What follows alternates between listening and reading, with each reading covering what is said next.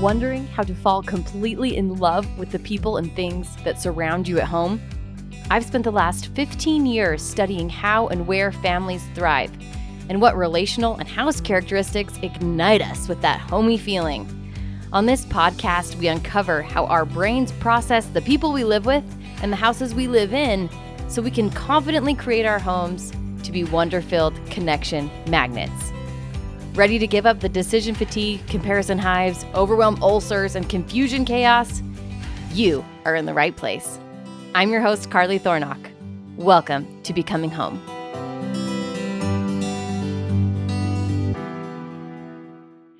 What's up, homies? So glad to be talking to you this morning. I'm recording in the morning, which is a little bit unusual around here. However, this is particularly fun because I love sunrises, and we are here. I'm watching the sunrise right out of my window right in front of me as we're talking today. It feels like it's going to be a magical day. I hope it's magical on your end too. So today we're going to be talking about wishes. And sometimes when we think about wishes, we think about fairy tales and we think about the unreachable nature of them and how wishes are just like fantastical wonderings that if they came true, great, but it would take a miracle. And I want to reframe our thinking about wishes into thinking about them instead of things that are never going to happen and just this pie in the sky dream to something that is actually a divine desire that could come true for you now or at any moment in the future. So the reason why we would want to reframe why we believe in wishes or why we are committed to our desires, which I feel are divinely given to us, is because the only way that we take action is from a belief, from a desire, from a dream. And if we cannot wrap our heads around where we're going, it is unlikely that we will end up there. Now, as we pursue our dreams, I love that Jordan Peterson talks about this, and he talks about it in this way, where as we pursue what we think our dreams are going to evolve. And when we go from point A to point B, by the time we get to point B, we are going to realize that actually we don't want to be at point B. We want to be a little bit of a course correction to the north at point C. And this is the way that we discover who we are. There's really no way to go from point A to point C, point D, E, F directly. We have to go through the dreams, the stages, the developing, the becoming to understand how to refine our dreams and our desires. Here at the ranch, we are building a community that's based solely on vision. There really is not much out here. I mean, actually now there is, but when we got here, even 6 months ago, it's a lot of dirt and a lot of tumbleweed and some sagebrush if you're lucky.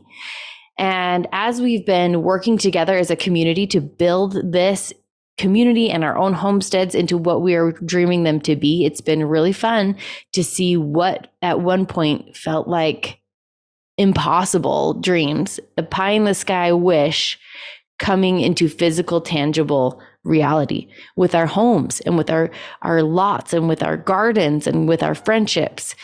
So how does this work? Like, how do we take a dream and how do we implement it? And how do we surround ourselves with the support and the people and the money and the know-how and the expertise and the time to make our dreams come true? This is a question for the ages, right? This is something that many people with minds greater than mine have spent extensive time and energy writing about. And it's beautiful. So go search for dreamers. If you are a dreamer looking to have evidence that your dreams are possible, the evidence will fall into your lap. Go look for the people who are making the impossible happen. I mean, on like a large scale of like famous people in the world, we have Elon Musk, who's bringing us the internet here at Riverbed Ranch in the middle of nowhere, Utah, who just like launched satellites and is like, well, I think this will work. Let's try this. Right? There are dreamers like the founding fathers of America who decided to create something that they had never seen before based on a dream. Every time we start a family, not that each of us should be starting lots of families, but like every time a couple gets married and starts a family together, This is based on a dream. Oftentimes, we've never been married before. We've never had a family before. We've never been mothers before we are. And the dream is what gets us to take action and start building and start actually doing it. So as we were building our dream here on our little 2 acres at our land co-op, we decided that we wouldn't move out until we got our own well. And there were a few things that I wanted to be lined up before we made the transition to full-time out here. And that was, we needed our own water supply, so our own well, we needed the internet, we needed a septic system that was reliable. And I think that those were my 3. Those were the 3. Heat, temperature control. Okay. So with this vision in mind, we started moving forward. We got a well start card. We drilled our well, and we moved out the weekend that our well was being drilled. And that was the first thing that we did on our property.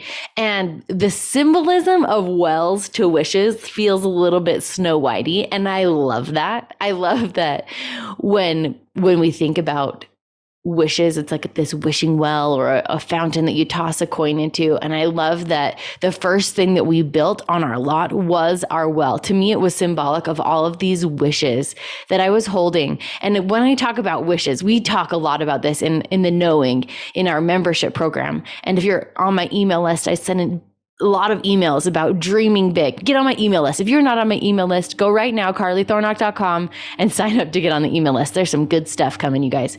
So we talk about like having a bowl of wantings is what I call it, because sometimes we're afraid that our wishes won't play nice with our lives. We're afraid that if we dream big, if we want to live in the middle of nowhere with a water supply that's reliable, that we'll have to give up all of our friendships, and we'll have to give up all of these things that matter a lot to us. And who will I become if I make $1 million? Who will I become if I live in the house of my dreams? Who will I become if I give up this idea that I have to spend my whole life cleaning toilets and changing diapers? Like, that can be a really beautiful part of your life that you want to hold on to. And you can have other dreams too. What if you want to be a writer? What if you just want to be a country swing dancer? Like, there are so many parts of personhood that we don't even allow ourselves to dream about. It's not that we don't execute them. It's that we don't even let ourselves dream about it, what it would be like, because we're afraid of conflicts with our dreams and our wants, and we damn ourselves. So my invitation to you is to get out a big bowl in your mind and to put all of your wantings inside of it. Not that you have to act on them, not that they're even going to last very long, but I want you to put your wantings in and just see how they settle. See how they play with each other. See if being a backup singer for Beyonce really plays with your desire to be a homesteader, and how would that work? And if it were to happen, how would it happen? And just dream, like, see what would happen. And what I think you will find, because this is what happens over and over and over again with myself and with my clients, is that as we allow our desires to mingle, they don't fight as much as we think that they will, but we keep them so isolated from one another and so separate that we don't even allow the opportunity to see how they play together, right? So when you put your desires together in this big bowl of wantings, and you see how some are sparkly and some are wiggly, and some like to go give each other bear hugs, and some like to stay by themselves, and some swim around, and some get really big, and some pop in a big burst of confetti. They all behave differently. And if we get used to just looking at our bowl of wantings, our well of wishings, then we can see how we can make them all happen. There's a beautiful process that happens when 2 novel ideas combine. And I feel like this is where my heart is. I love houses and homes, and I love the family. And putting these 2 things together is less common in the research, less common in academia, less common in the interior design field. But having these 2 wantings live together in my soul has produced a really fun expertise where I love what I do. I love who I serve. And the people of the world who love this idea find it so valuable. So this is possible for you with all of your dreams. Like the way that your 3 top dreams are going to combine is going to be so unique to you. And this is going to lead you toward your life mission. It's going to lead you down the path that I feel, again, is divinely inspired for you. And the way that we figure this out is we let our divine desires, our wantings play together. And we see what comes up and we see what connections can be made. And we kind of piggyback. And it's like a baker making a recipe, right? Like there are people in the world who have patience and skills and sciencey knowledge and baking prowess that I do not possess that can create a recipe and understand what it takes to like make something rise and how to make that thing taste good. And they've put a lot of time and energy, like literally putting things into a bowl and mixing them up and seeing what happens. This is what I want you to do with your own desires in your own life. So here at the ranch, we have been building one another's desires very literally. Winter is coming. And I've never felt the invitation to winter so keenly as I do this year because I'm living so much more closely with the earth. When winter comes, it's going to get cold and we need to make preparations for winter. We're doing it like the ant, right? we're making sure our heat sources and our temperature controls are in place so that we can be comfortable and our children will be comfortable. We're storing food. We're getting our roads in good repair so that they'll be drivable when the wets come. All these things. And for every family, that looks different. So for my family, this looks like building a barn. For my friend's family, this looks like building a barn that is different than my barn. Like my barn's going to be made out of a Kwanzaa hut and shipping containers. And my friend's barn is made out of earth bags. So these are bags of earth, and piling them is free, essentially. Like their whole structure will cost $1,000. It's very labor intensive. And so together we've been stacking bags. So this last Saturday, we had a work party, and these happen all the time, probably 3 times a week around the ranch. And we all go to each other's house and we spend a lot of time helping each other with whatever projects are necessary and are needful. And the family gets to choose what those are. So there's not a list of like, well, we can't work on your property because that's excessive or that's not needful. Like they get to choose, and everybody shows up and we help. Whatever they need help with, we do it. So this last Saturday, we were earth bagging. And this is fun for me because I have earth bag projects on my docket. And so learning how to do this with my friend is so valuable to me. Second of all, I love to be with them. Third of all, like, let's get this structure in so that we can have a place to be warm in the winter and our animals can be safe and we can be safe. So I was on mixing duty. My job was to get the cement mixer to mix the water and the earth and dump it into a wheelbarrow so that then the bag building crew could take that dirt, put it into bags. And then the structure's getting tall now. So there's like big, strong men who are the hoister crew. They get the bags up on the wall onto the barbed wire because that's what keeps everything together as the earth bags harden into cement, essentially. And then there's tampers who smash the earth bags to be flat and level so that the next level will go up reliably. And so we worked like this for 5-6 hours on Saturday, and we saw the vision coming to life. Now they have been working on this barn, the structure, for maybe 4 months. And every week we get to go and spend a couple of hours helping them. But this big push on Saturday was when we saw lots of things go in. Doors went in, windows went in, like lintels went in, domes are starting to form. Like it's getting real and it's getting tangible and it's getting fun. Now I'm going to include some pictures of this with my friend's permission of her build and of us working on it. I want you to see this because to me, this is dreams incarnate, right? I will be sharing in the future weeks pictures of our lot coming to life and our barn coming into reality, taking it from a vision, from a desire into like tangible existence. It is so much fun. So at this same time, as we're building these structures and as I've come to symbolically relate wells to wishes, I received the invitation to watch BYU TV's Ruby and the Well. This is a new series that just came out, and I loved it. So many things are going through my mind right now. Point blank, I loved it. I'm not one that watches a lot of TV. I'm not one to be like, hey, let's all as a family binge watch a series together. Mostly because what my children are interested in is quite different long-term attention span wise than from what I would watch by myself.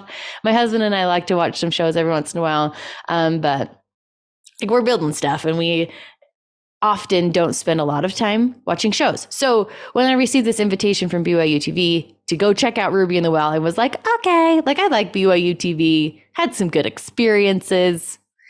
Why not? Alma mater, let's do this. So I watch me and my kids because it's BYU TV. I'm taking a leap of trust, a leap of faith that it's going to be family friendly, and it totally was, which is something amazing that I love about BYU. We watched Ruby and the Well. The story is about this girl Ruby, who her and her dad moved to this new place. They inherit a property and a house from their uncle who has passed, and on this property is a magical well. And Ruby has a connection to this magical well. And whenever she touches it, somebody's wish comes to mind in the community. She doesn't know quite who it is, and she doesn't know the context of the wish. And so the whole episode is about her learning about the wish and helping the person to fulfill their wish. I feel like we are living Ruby in the Well right now, but this is so cute and so cinematic. And the story is great and the relationships are great. And I loved it. And I loved for my kids to watch it. They watched it, and sometimes when we watch shows, there are hard relationships, right? Like the common theme of kid shows is like canned laughter and making fun of parents and taking jabs at one another and high like intensity anxiety, right? My kids, it rubs off on them, and we have behavioral fallout after, both from the screens, both from the examples, right? With Ruby and the Well, this didn't happen. And this was interesting to me because, it's a screen, and I was concerned about screen time. So we just watched like one episode a week throughout the summer. And my kids started looking around and seeing like wishes happening. Like, remember how Ruby helped this guy do this thing? And what would your wish be? And what do you think these guys are wishing about? And we just started this conversation about wishes. And it was so valuable to our family. So yes, go watch Ruby and the Well because it's fun and entertaining. And I'm just very excited for season 2 to come out. Secondly, this is a conversation worth having with your children and your spouse about what are our dreams? What do we want to see happen? What is our well? And how can we help the people in our community live their dreams too? Because when we have a community and a pack of desirers who know that we can build anything that we want and we can help each other, and together we're stronger than we are alone, then really sky's the limit. So fun. So I have 3 things I want you to think about. 3 ways that you can become a divine desirer and get all the things that you want in your life. Like make your dreams come true.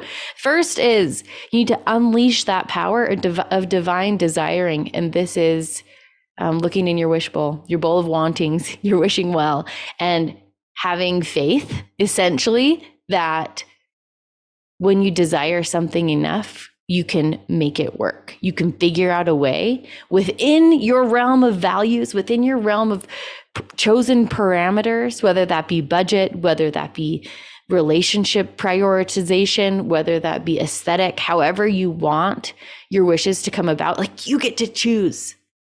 And that's wonderful. That's the power. It's power. Second, strengthen your belief in the ability, in the possibility of your wishes to become reality. If you really don't believe that you can have what you want, that your desires are from God, and that it will help your family and the people around you to become bigger and better. As you become bigger and better, then you're not going to engage with the wish, with your desire, because you're going to think that, oh, if I do that, I'll be a bad mom. If I do that, then my friends will be uncomfortable. If I do that, like, we want to build the belief that if I take up space, then I will be better at loving. I will be better at giving. I will be better at serving. I will be better at mothering. And we line up these desires so that all of the energy is pointed in the same way, versus having fear dialogue going on in our head of, if I do this, I could never do this, or these are such opposing odds, I could never do it, right? We want to feed our belief, strengthen our belief, so that everything, the belief has a positive influence on all the other things that we value. And if it's not integrated to that extent, I would argue it's not worth pursuing. So we either want to be all in, right? Or we don't want to just dabble, because that's taking our energy from what we actually really want. So number 1 is unleash the power of divine desiring. Number 2 is strengthen your belief. And number 3 is find a pack of action takers and get to work. Find a friend, find a community, find people online that are inspiring to you that you can actually talk to and report back. Get yourself a coach, get into a mastermind, whatever it takes for you. Get a pack of action takers to surround yourself with and get to work. Live and breathe with people who know you can, and who know they can, and who know we can. It's powerful, you guys. Dream big, wish hard, and make it happen. More than anything, go make a mess. We'll talk to you next week.